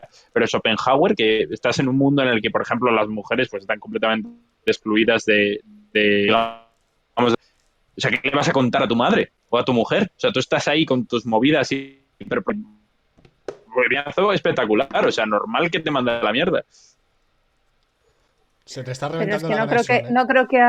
no creo que a Sí. Schopenhauer solo le mandara a la mierda a las mujeres, ¿eh? No, pero también tiene un punto No, lo que no. dice Áncora. Hombre, ya, no, sí, por eso te digo la sociedad en general. Sí, es una de campesinos y de trabajadores. Claro.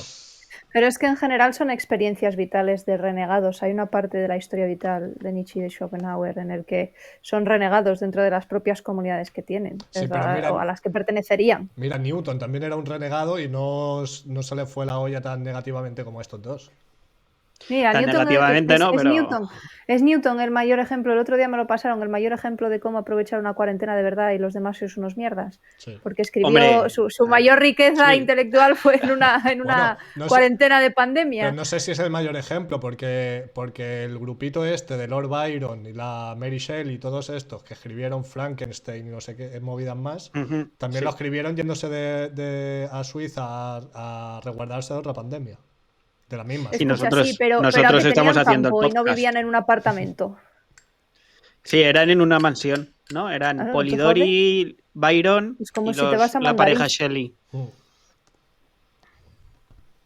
Bueno, vamos con el último cuento ya. Que este no se lo ha leído a nadie, ¿no?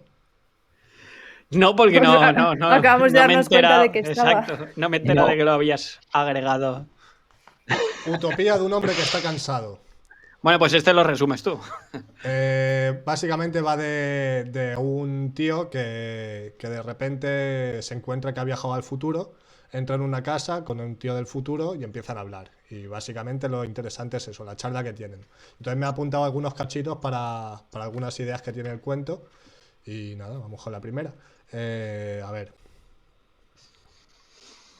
Lo primero, por ejemplo, le dice el del futuro, están discutiendo sobre la biblioteca de cada cual, porque el que viene del pasado tiene 2000 libros y el que está en el futuro no, me parece que tiene uno.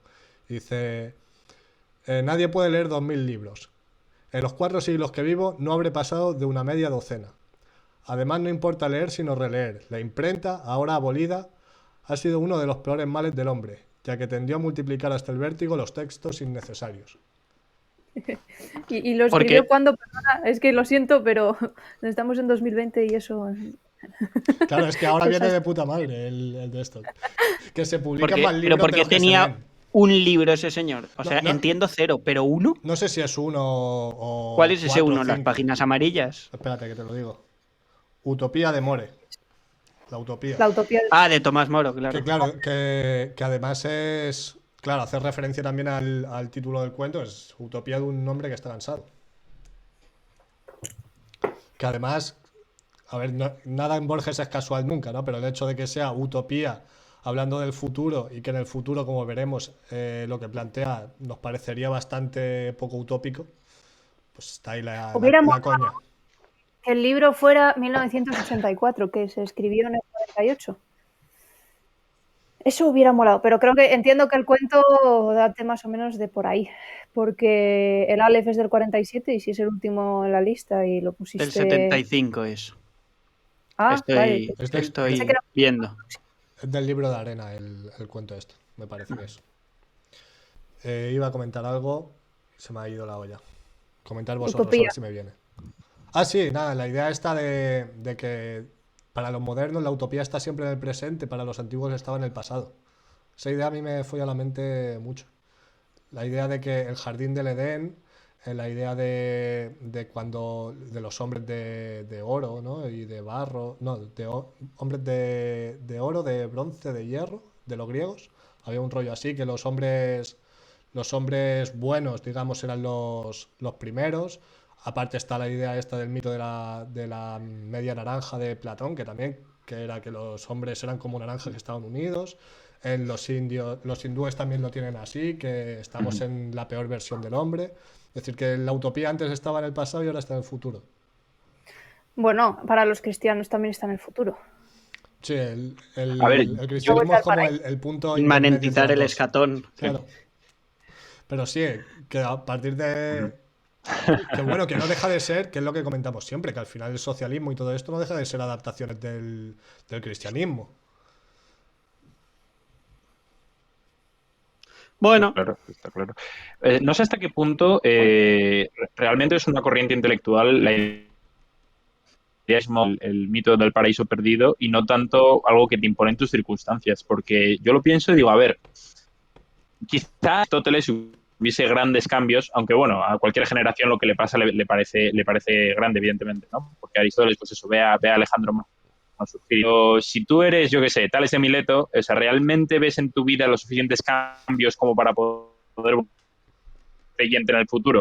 Me parece que es en 1899 y cuando muere el hombre ha llegado a la luna. O sea, Ya. está un progreso tangible, es no conceptual.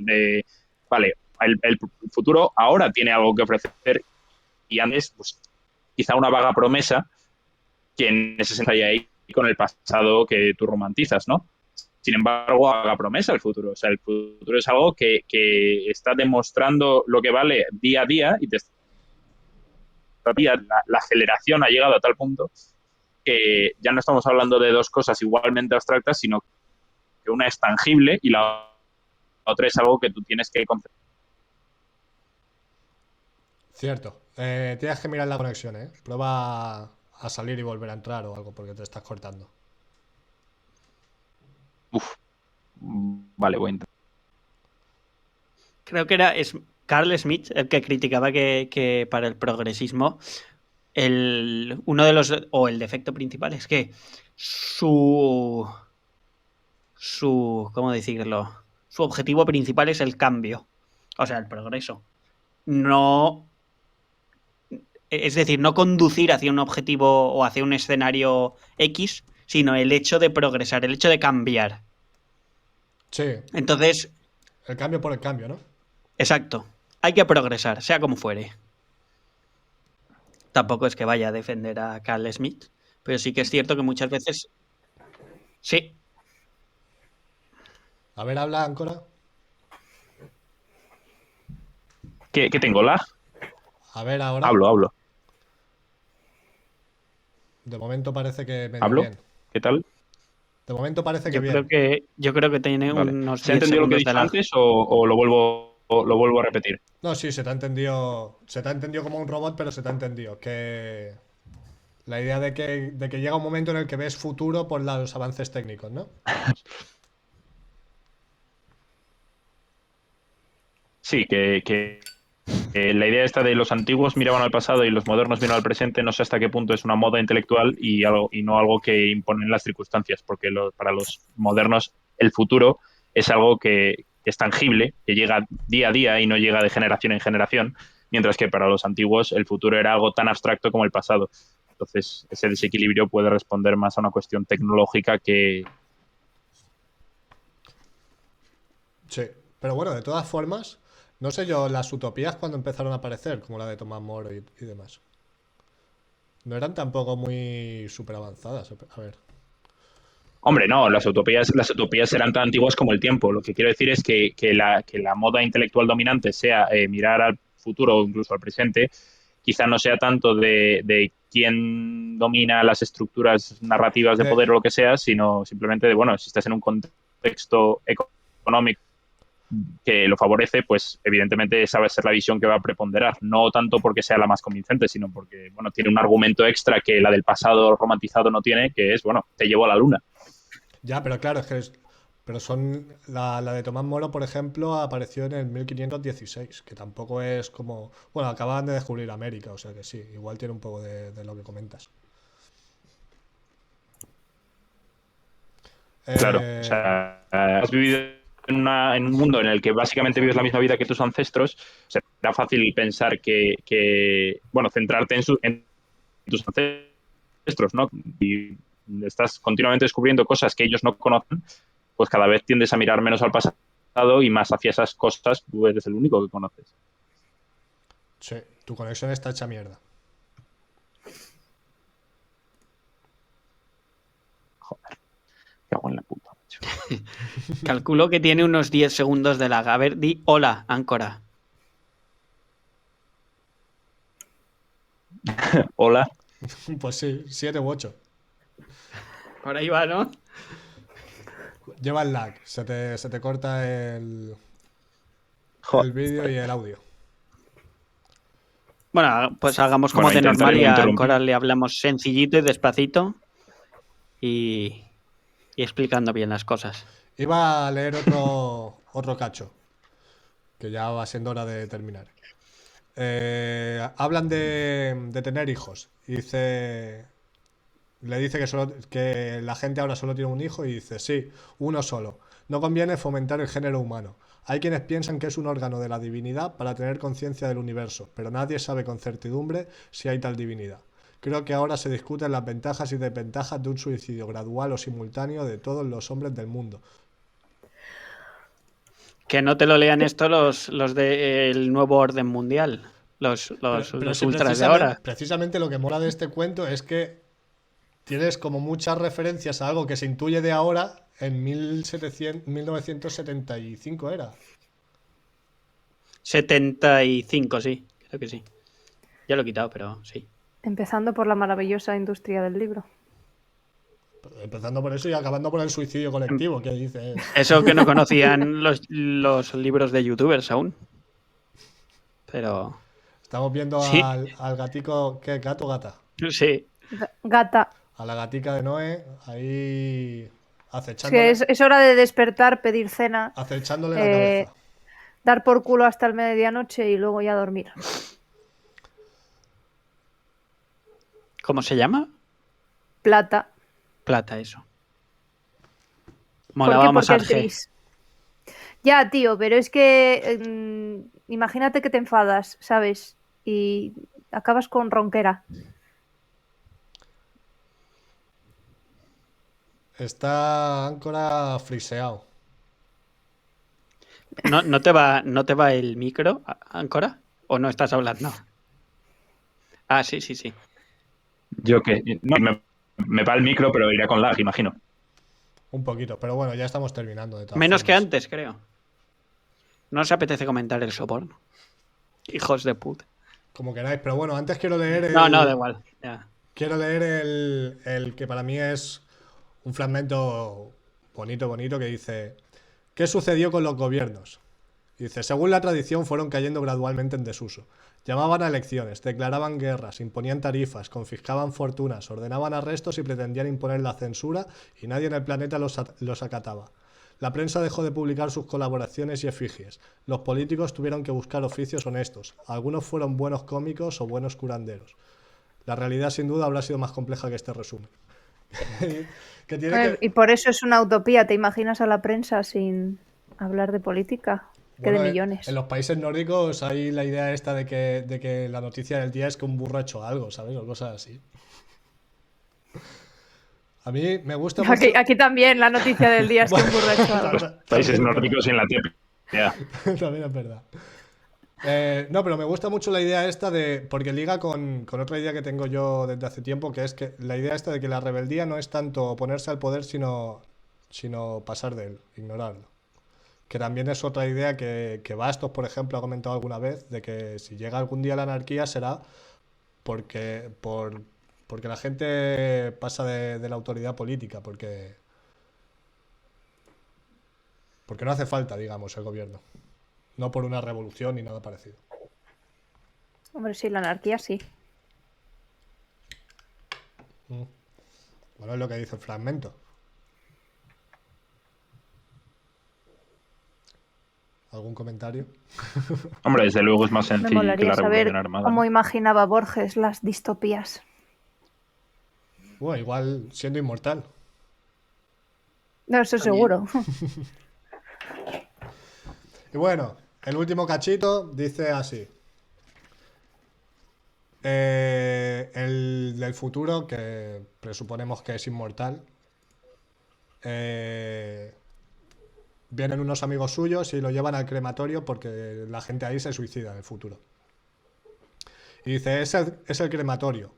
Adentro está la cámara letal. Dicen que la inventó un filántropo cuyo nombre era, creo, Adolfo Hitler.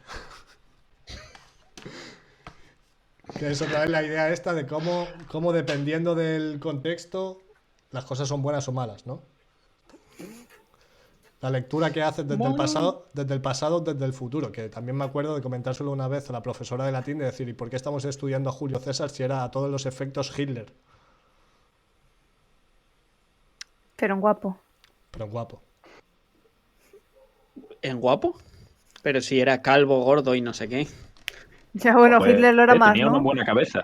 Calvo no era Hitler, por lo menos. O sea, tenía muchos defectos, pero no ese, que es bastante grave. Ah, pero Julio César hicieron el otro día una reconstrucción y no era feo, ¿no? En eso iba yo pensando. Igual nos estamos confundiendo de...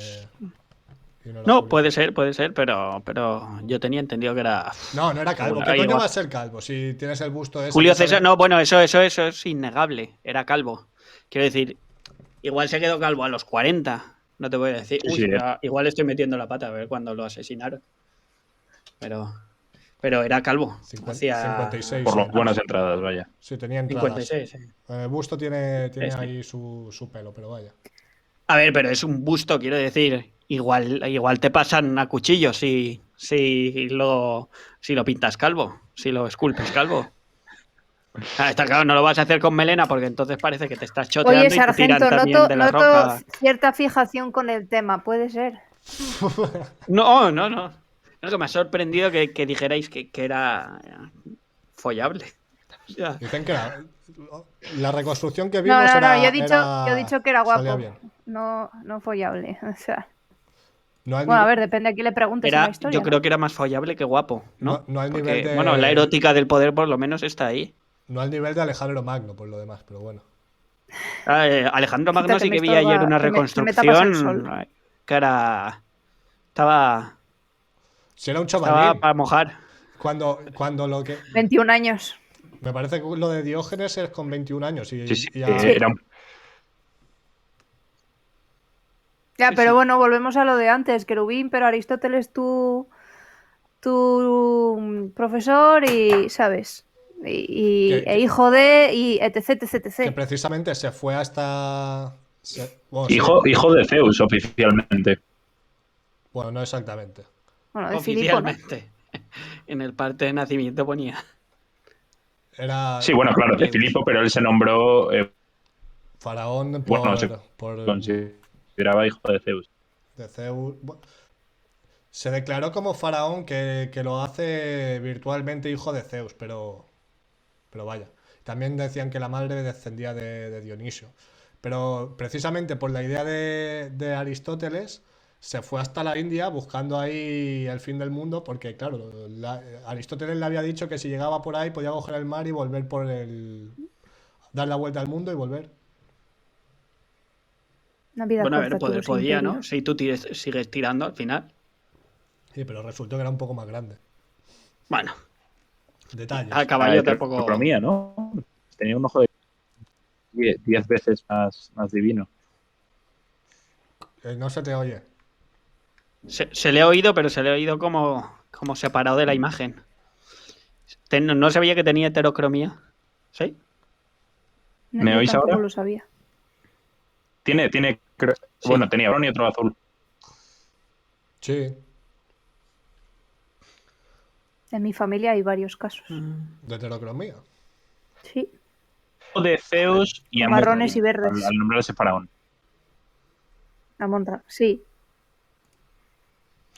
Amun, Pero bueno, aquí eso es como lo Amun dijo es Predilecto, Amón. ¿no? Y Bueno, en verdad Ya, es que bueno, claro, Sí, bueno, pues puedes ponerlo de las dos maneras. Amon Ra o Ra Amon, lo que pasa es que si dices Ra Amon, pues la gente te hace la Sí, coña.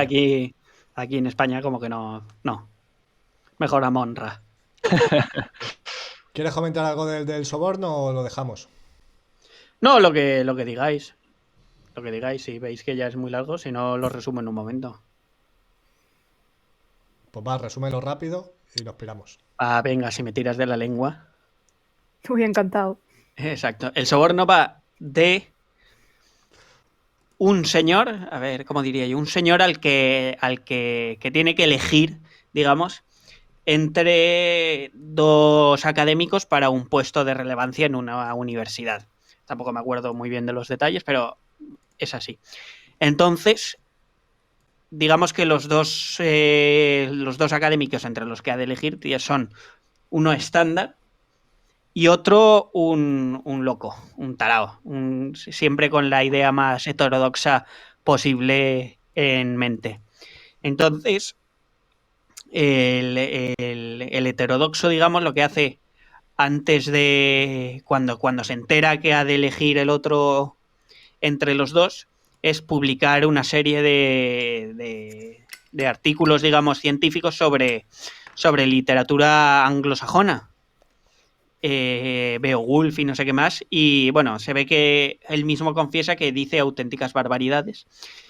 Y cuando el hombre se ha de enfrentar al dilema de elegir entre los dos, en un ataque de imparcialidad decide escoger al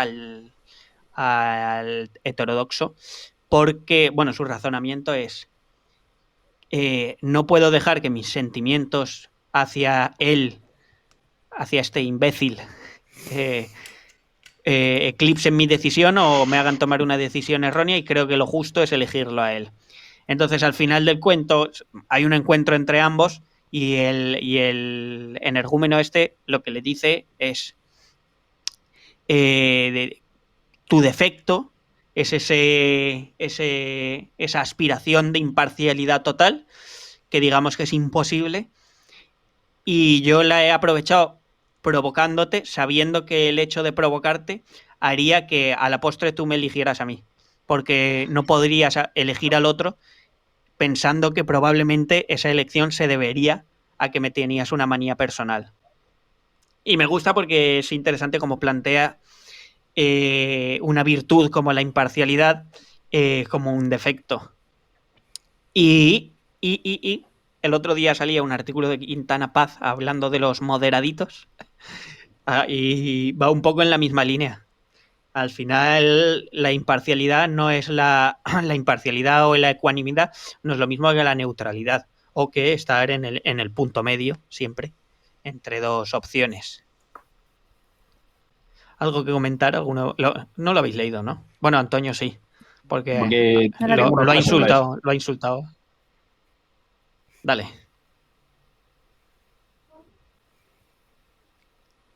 Bueno, ahora nos dirá la frase dentro de media hora cuando estamos esperando, claro, al lag de Angora.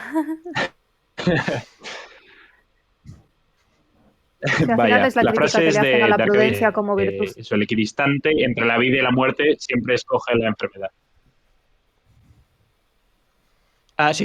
Me vale, la conocía, vale, es buena. Broche épico me vale. Es buena.